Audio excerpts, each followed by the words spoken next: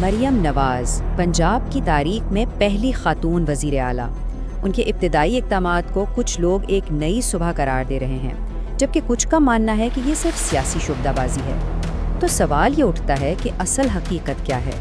کیا یہ واقعی تبدیلی کی شروعات ہے یا یہ سب صرف سرخیاں بنانے کی ایک کوشش؟ آئیے مل کر اس کا جائزہ لیتے ہیں۔ تو اس پوری تصویر کو سمجھنے کے لیے ہم کچھ خاص پہلوؤں پر نظر ڈالیں گے۔ سب سے پہلے تو یہ دیکھیں گے کہ ان کی تقریری اتنی تاریخی کیوں ہے۔ پھر ہم ان کے گرین انیشیٹوز اور کرپشن کے خلاف جنگ کے وعدوں کا جائزہ لیں گے۔ حکومت کو جن چیلنجز اور عوامی رد عمل کا سامنا ہے اس پر بھی بات ہوگی، اور آخر میں ہم سب مل کر یہ سمجھنے کی کوشش کریں گے کہ ان اقدامات کا مستقبل کیا نظر آتا ہے۔ تو چلیں شروع کرتے ہیں بالکل شروعات سے کہ مریم نواز کس طرح اقتدار میں آئیں اور اس کا پس منظر کیا ہے۔ سال 2024 میں ایک تاریخ رقم ہوئی۔ پنجاب کو اپنی پہلی خاتون وزیر اعلیٰ ملیں اور اقتدار سنبھالتے ہی انہوں نے ماحولیات، گورننس اور عوامی سہولیات جیسے بڑے شعبوں میں تبدیلی لانے کے لیے کچھ اہم پروگراموں کا اعلان کر دیا۔ اچھا، تو ان کے وعدوں میں سے ایک بڑا وعدہ تھا ماحولیات کو بہتر بنانے کا۔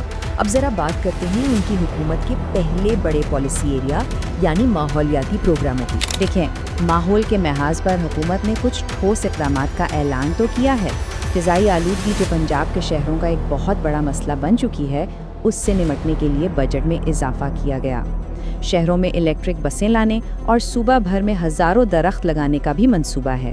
اور جو سب سے دلچسپ بات ہے وہ ہے ٹیکنالوجی کا استعمال، جیسے کہ ایک AI ڈرائیون اسموگ وار روم اور ایک کلائمیٹ آبزرویٹری، تاکہ فضائی معیار پر ہر وقت نظر رکھی جا سکے۔ ماحول سے ہٹ کر ایک اور بڑا وعدہ تھا شفافیت اور بدعنوانی کے خاتمے کا۔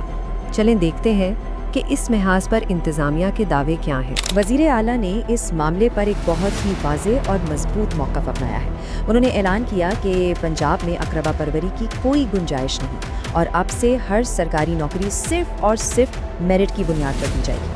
اب یہ ایک بہت بڑا دعویٰ ہے، اس میں کوئی شک نہیں، لیکن یہاں کہانی تھوڑی سی پیچیدہ ہو جاتی ہے۔ ایک طرف تو حکومت کا سرکاری موقف ہے کہ کرپشن کے خلاف زیرو ٹالرنس ہے اور عوام کا پیسہ صرف عوام کے لیے ہے، لیکن دوسری طرف میڈیا میں گردش کرتی خبریں اب بھی بدعنوانی کے الزامات کی طرف اشارہ کرتی ہیں، جس سے ایک متضاد صورتحال پیدا ہوتی ہے۔ ظاہر ہے حکومت کو صرف اندرونی چیلنجز کا سامنا نہیں بلکہ عوامی اور سیاسی تنقید کا بھی سامنا کرنا پڑا ہے۔ رپورٹس یہ بتاتی ہیں کہ حکومت کے کچھ اقدامات، خاص طور پر معاشی فیصلوں پر عوام کی طرف سے شدت رد عمل آیا اور باقاعدہ احتجاج بھی ہوئے۔ اس سے یہ واضح ہوتا ہے کہ نئی انتظامیہ کے لیے عوامی حمایت حاصل کرنا ایک مسلسل چیلنج رہا ہے، اور اس تنقید کا جواب دینے کا انداز بھی کافی دلچسپ ہے۔